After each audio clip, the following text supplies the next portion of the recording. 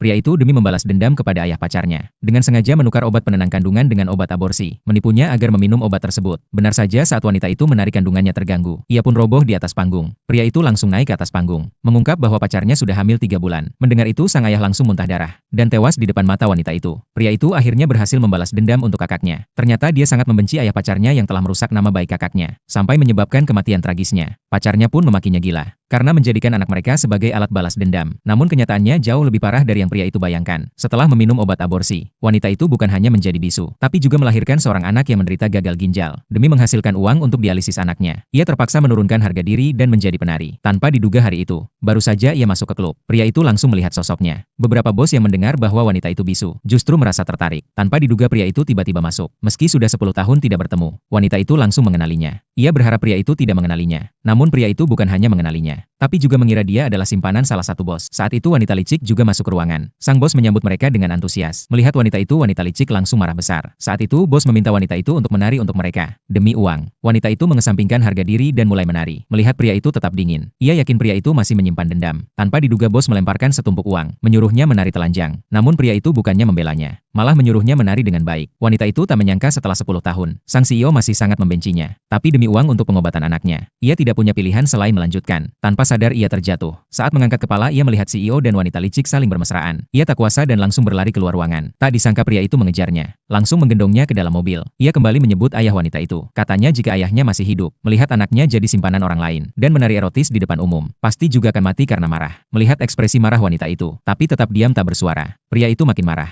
Ia tak tahu, wanita itu sudah jadi bisu karena ulahnya. Lalu ia menawarkan 200.000 sebagai bayaran untuk melayaninya malam itu. Jika bisa memuaskannya, ia bisa pergi membawa uang itu. Tak disangka wanita itu tanpa ragu, mulai membuka baju sang CEO. Tingkahnya yang rela merendahkan diri, membuat sang CEO sangat marah. Langsung melemparkannya keluar dari mobil. Juga melemparkan kenang-kenangan cinta mereka 10 tahun lalu. Dan pergi begitu saja. Wanita itu berusaha bangkit. Wanita licik menginjak gas dan menabraknya. Wanita itu pun tergeletak di genangan darah. Segera dilarikan ke rumah sakit. Di saat yang sama, seorang klien pria itu datang menemuinya. Begitu tahu wanita itu dibawa olehnya, ia langsung memperingatkannya. Wanita itu seorang bisu, tak punya ayah ibu, dan punya anak yang butuh cuci darah rutin. Kalau pria itu suka, wanita selama itu mudah untuk dikendalikan. Mendengar itu pria itu sangat terkejut. Katanya wanita itu punya anak umur 10 tahun. Saat itu ia mulai curiga anak itu adalah darah dagingnya. Namun sebelum sempat menyelidiki, ia menerima telepon dari sahabat wanita itu. Diberitahu bahwa wanita itu kritis karena kecelakaan. Ia langsung panik. Tanpa pikir panjang bergegas ke rumah sakit. Untungnya wanita itu berhasil diselamatkan. Namun wanita licik lebih dulu sampai di rumah sakit. Melihat wanita itu masih hidup, ia makin marah. Langsung mencabut infus di tangan wanita itu, lalu menyiramkan air ke kepalanya. Melihat wanita itu akhirnya sadar, wanita licik langsung memakinya. Katanya wanita itu suka menggoda pria dengan wajah polos. Kemudian ia menghajarnya habis-habisan.